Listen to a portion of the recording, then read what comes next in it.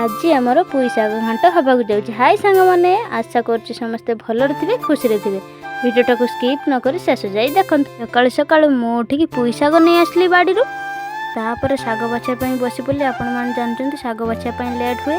शाग बाछुवा समय मो दे आसी मत कहला मत देनी फाड़े बोईताल वर्षा।